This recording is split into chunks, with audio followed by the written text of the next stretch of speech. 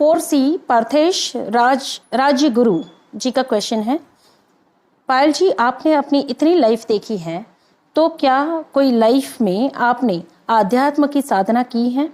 कहते हैं कई जन्मों की तपस्या होती है, आप उस पर भी कभी बताइएगा ताकि हमें भी सीखने को मिले। हाँ जी प्रार्थेश जी, मैंने अपनी बहुत सारी लाइफ देखी, जिसमें मैंने अपनी 2 महत्वपूर्ण लाइफ देखी थी। जहाँ पे एक सन्यासी के रूप में, जहाँ पे मैंने साधना की थी, जहाँ पे मोक्ष प्राप्ति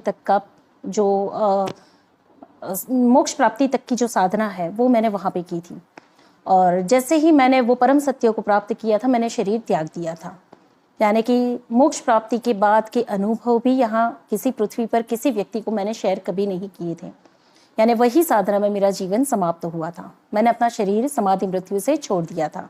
तो एक लाइफ मेरी ये सन्यासी की थी जो अज्ञात था, जिसका नाम भी कोई नहीं जानता था और ना ही जिससे किसी की पहचान थी।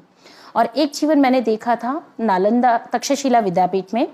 मैंने अपना एक जीवन देखा जहाँ पे मैं आचार्य पदवी पे थी और जहाँ पे देश विदेश से लोग आते थे और मेरे ज्ञान को सुनते थे।